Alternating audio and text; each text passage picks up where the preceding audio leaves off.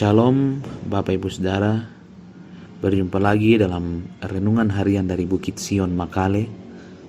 Hari ini Selasa tanggal 23 Agustus 2022.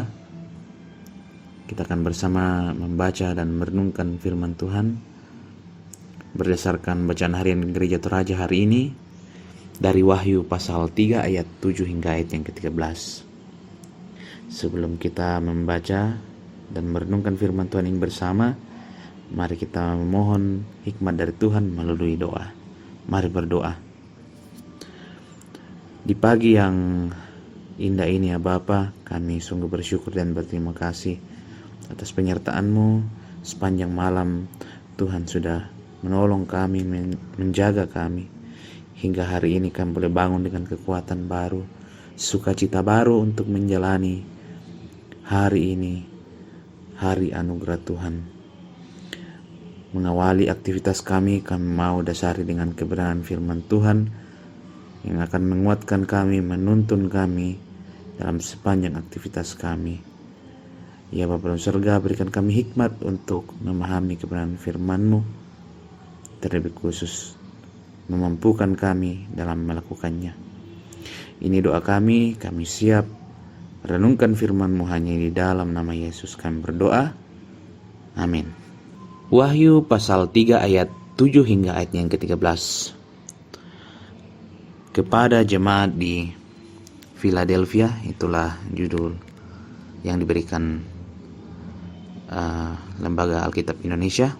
Kita mulai ayat 7. Dan tuliskanlah kepada malaikat jemaat di Philadelphia, inilah firman dari yang kudus, yang benar, yang memegang kunci Daud. Apabila ia membuka, tidak ada yang dapat menutup. Apabila ia menutup, tidak ada yang dapat membuka. Aku tahu segala pekerjaanmu. Lihatlah, aku telah membuka pintu bagimu, yang tidak dapat ditutup oleh seorang pun.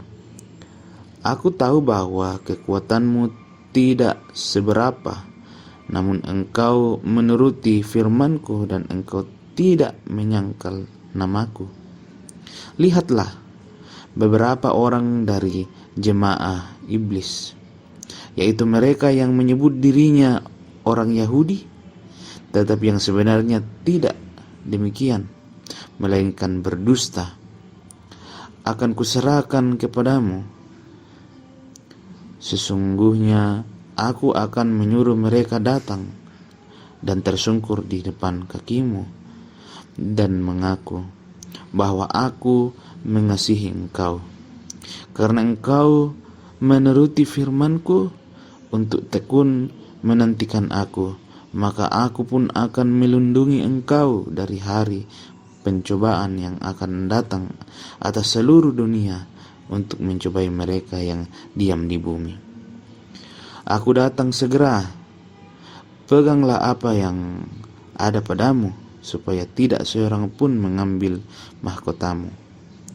Barang siapa menang, ia akan kujadikan soko guru di dalam bait suci Allahku, dan ia tidak akan keluar lagi dari situ. Dan padanya akan kutuliskan nama Allahku, nama kota Allahku, yaitu Yerusalem baru, yang turun dari sorga dari Allahku, dan namaku yang baru. Siapa bertelinga, hendaklah ia mendengar apa yang dikatakan Roh kepada jemaat-jemaat. Amin. Bapak Ibu Saudara, dari bacaan kita hari ini Wahyu pasal 3 ayat 7 hingga ayat yang ke-13 diberikan judul atau tema renungan tekun menuruti firman Tuhan. Tekun menuruti firman Tuhan. Bapak Ibu Saudara, siapakah manusia yang disebut kuat dalam iman? Apakah mereka yang rajin mengikuti kebaktian? Siapakah manusia yang disebut hebat secara iman? Apakah mereka yang hebat berkhotbah dan aktif dalam organisasi gereja?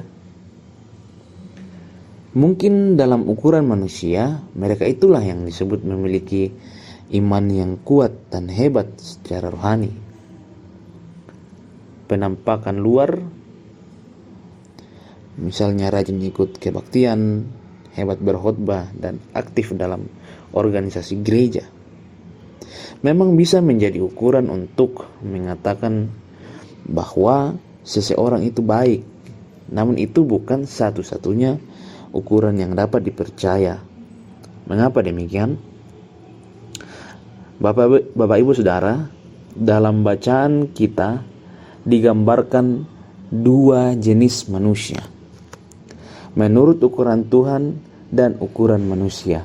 Bisa dilihat di ayat 8 dan ayat yang 9. Ayat 8 menggambarkan manusia yang nampaknya di mata manusia tidak terlalu kuat, namun berkenan di mata Tuhan. Sebaliknya ayat 9 menggambarkan manusia yang menganggap diri orang Yahudi, umat pilihan Tuhan, hebat di mata manusia, ternyata tidak berkenan di hadapan Tuhan.